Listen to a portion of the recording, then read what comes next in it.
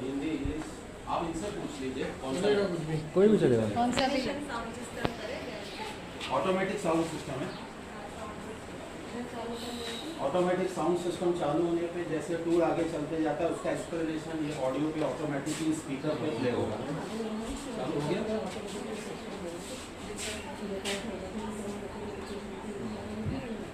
वो कौन बसले करते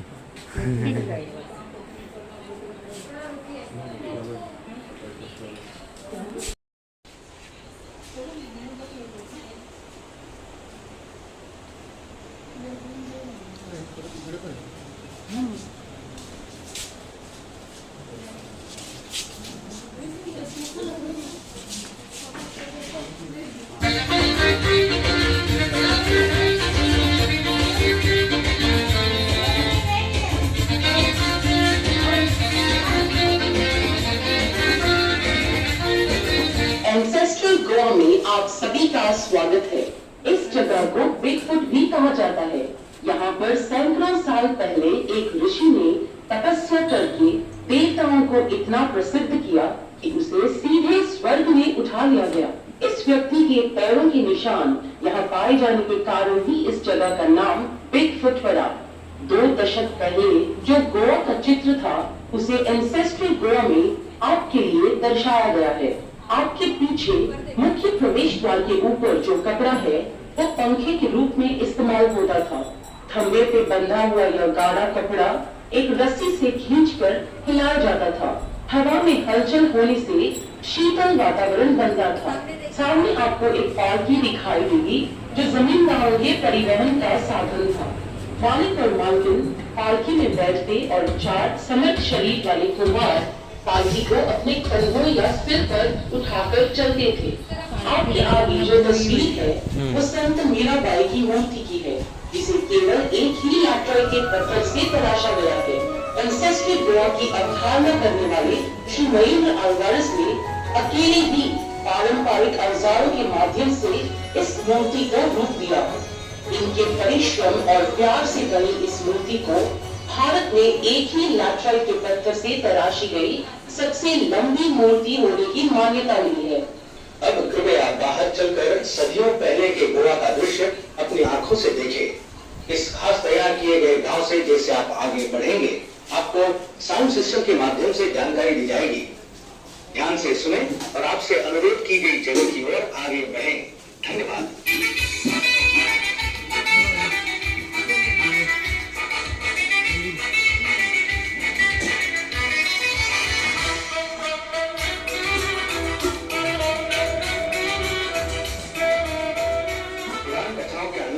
पूरा कोकण प्रदेश समुद्र का भाग हुआ करता था। भगवान विष्णु के छठे अवतार भगवान परशुराम ने सह्याद्री पर्वत पर खड़े रहकर अरबी सागर में तीर मारा। उस स्थान तक समुद्र का पानी पीछे हट गया और कोकण सहित गोवा का निर्माण हुआ। इस भूमि के विधाता का सम्मान करने के बाद 7 सीढ़ियां चढ़कर जो यहाँ के मुखदोम या देखभाल करने वाले थे जमींदारी के कामकाज और खाते लिखने के लिए इन्हें नियुक्त किया जाता था। वर्तमान काल में खाते लिखने का काम अकाउंटेंट का है। कृपया आगे बढ़े। यहाँ पर डीनो अपने प्रदेश में आपका स्वागत कर रहे हैं।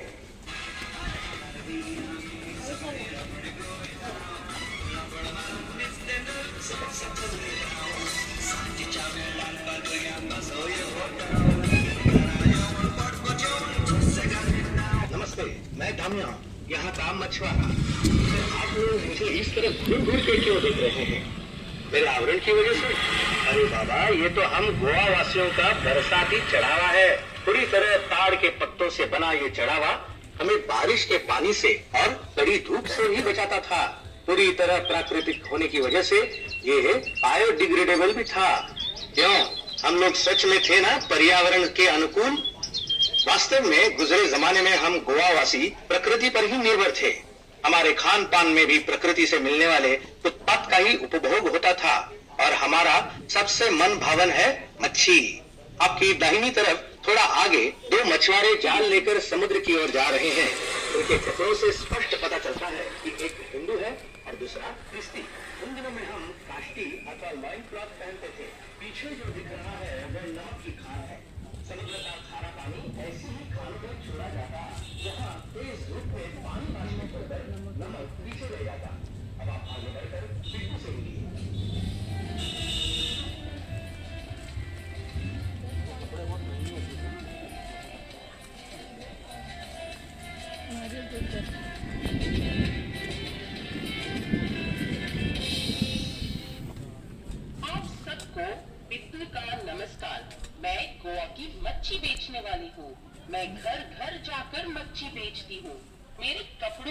मुझे आसानी से पहचाना जाता है।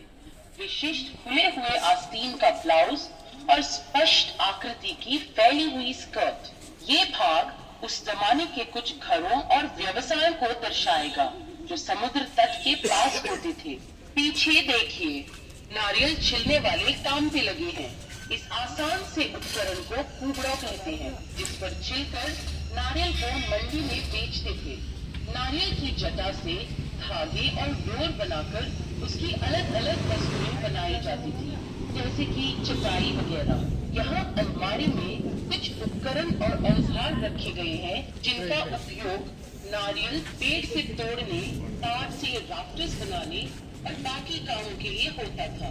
थोड़ा आगे एक प्ररूपी मछुआरों की झोपड़ी है जो समुद्र के तट पर होती थी। जोरदार हवाओं को झेल कर भी खड़ी रहने वाली ये मजबूत झोपड़ी पूरी तरह नारियल के वृक्ष से मिलने वाली चीजों से ही बनी है। मछुआरों का सारा कामकाज इसी झोपड़ी में होता था। देखिए, इनके द्वारा इस्तेमाल होने वाले उपकरण जैसे नाव की दान, लंगर और जालों को सीने के लिए इस्तेमाल होने वाली खास लकड़ी की सुई। मछुआरों के संरक्षक संत अंथनी की तस्वीर प्रधान रूप से झोपड़ी में प्रदर्शित है। संत अंथनी की वेद आराधना करने के बाद मछुआरे समुद्र में प्रवेश करने का साहस करते थे। कृपया कुछ सीढ़ियां चढ़ के गाँव के अंदरूनी भाग का नजारा देखें, जहाँ किसान और खेतों में काम करने वाले मजदूरों का बसेरा था।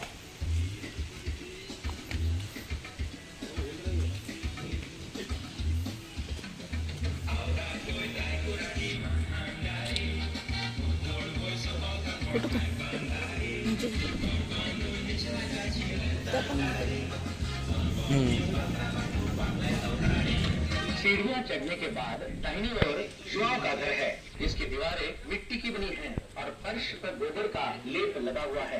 परंपरानुसार जो कपड़े वो पहनते वो बालकनी में लटकाए हुए हैं। महिलाओं का कापड़ और पुरुषों की काष्टी। एक ही आकृति में पाया जाने वाला ये कापड़ 3 रंगों में पाया जाता है। जुआओं की पत्नी कतरीन लाल रंग का कापड़ पहनकर बालकनी में बैठी चावल चुन रही है। गोवा में किसान संतुष्ट रहता था। उसके होठों पे गीत और दिल में उमंग भरी रहती, जिसे वो गानों से अभिव्यक्त करता था। उसके गानों को संगत देता घुमट, एक प्रकार का तबला जिसे मिट्टी के मटके के एक भाग को चमड़ी से ढककर बनाया जाता था। घुमट का इस्तेमाल हर धर्म और जाति के उत्सवों में होता है।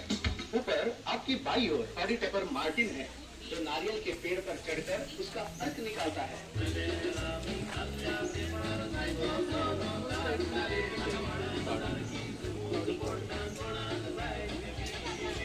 उसके एक हाथ में नारियल के अर्क से भरा हुआ बर्तन और दूसरे में तराती है, जिससे वो ऊपरी पत्तों को तराशता है। इस नारियल के अर्क से गोवा का अमृत दही कारबूज होती है।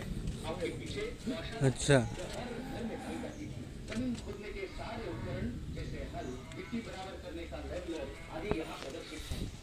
और गाय या बैल के गले में अलग घंटी बंधी रहती है, ताकि किसान उन्हें घंटी की आवाज से पहचान सके।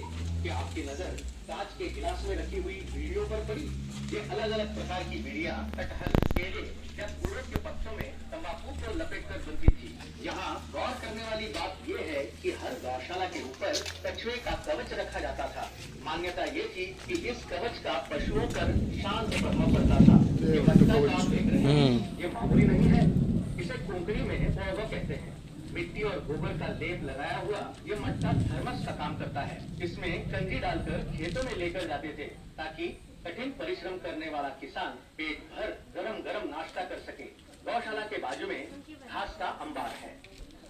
घास के अंबार के आमने सामने काजू पीने की भट्टी है। घर के सदस्य काजू का फल दिन में 2 बार इकट्ठा करते और औरतें काजू को फल से अलग करती।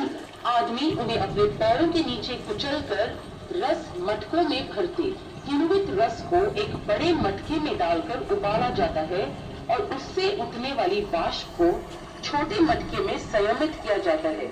इस मटके को पानी डालकर ठंडा किया जाता है, तब जाके पहला सारभूत खुराक बनता है, जो एक हल्की शराब है। इसे खासकर गर्मी के महीनों में पिया जाता है। खुराक को एक बार फिर जब और किण्वित रस से मिलाकर उबालते हैं, तब जो दूसरा सारभूत होता है उसे काजू फेरी कहते हैं। यह काफी तेज शराब होती है। काजू के बीज को सेंक कर फोड़ते हैं और अंदर का तत्व निकालते हैं, जैसे कि ये हरी साड़ी वाली महिला कर रही है। जो कवच बचते हैं उनसे तेल निचोड़ा जाता है।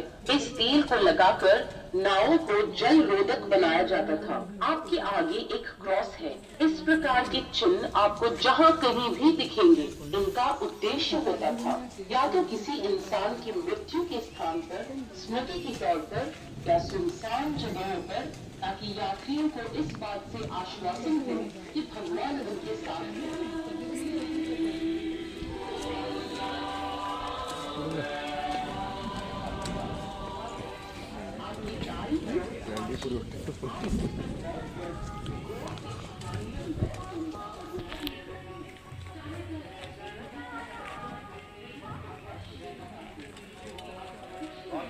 बालकनी का एक हिस्सा रसोई घर में बदला हुआ है, जहाँ जहाज से धोने वाली सारी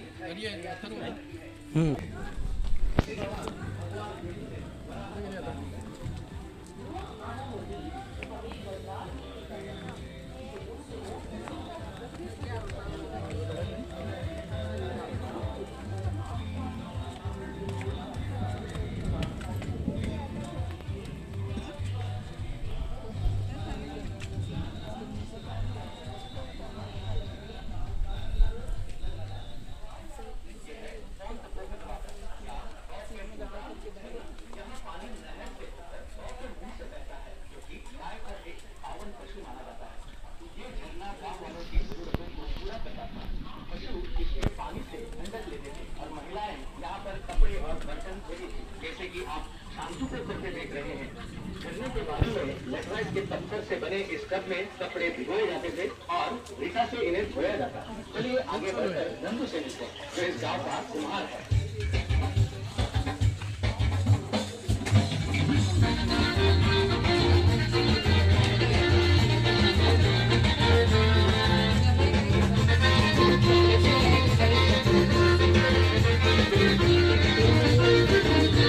उन दिनों में कुम्हार बहुत ही महत्वपूर्ण होता था, क्योंकि ज्यादातर घरेलू वस्तुएं मिट्टी की थी।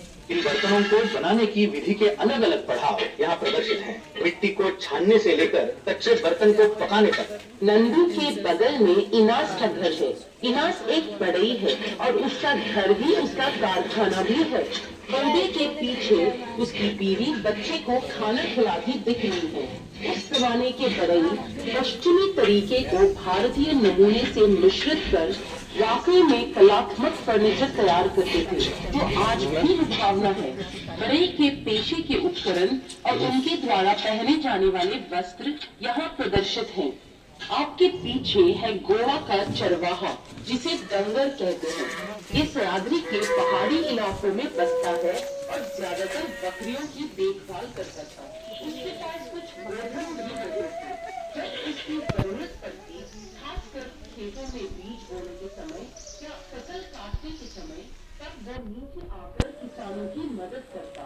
बदले में अपने उपभोग के लिए अनाज ले जाता था।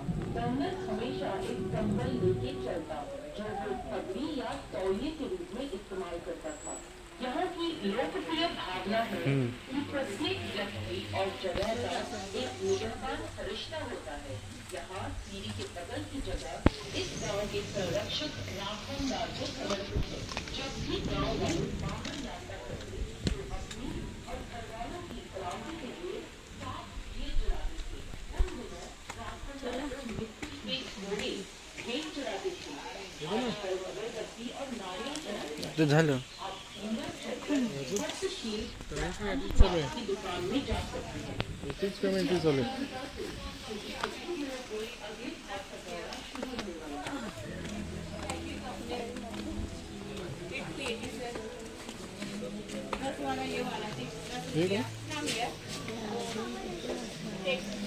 हे आहे ना, तिकडे आहे ना, हे काय आहे?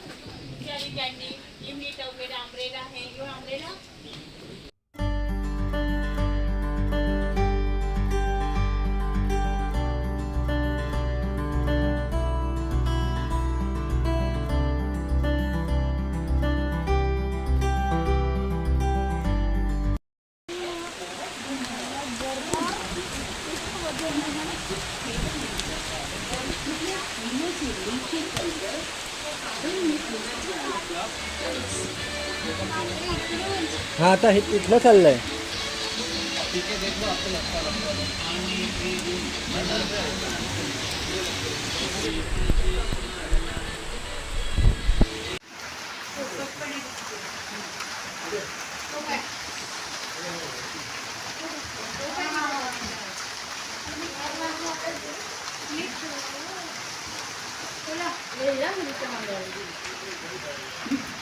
आता कशाला काढला?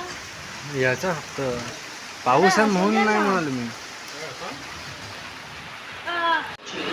Explain how the footprint found on the rock got this place the name the Bigfoot. This is the story of a wealthy man called Muhammad. He was very kind and generous and helped the poor and the needy. The greedy ones told him lies, so they would get food, clothes, and money from him as they looked to the waste of the world. One such man called Khurram planned to rob Muhammad of all his riches. He pretended to have a misfortune and asked Muhammad to help him out. He kept asking for more and more. सगळं काढून जायचं. Muhammad, as he was kind-hearted to refuse, काढून जा ना. then Muhammad's wife had been very ill. No one helped her, but even alone.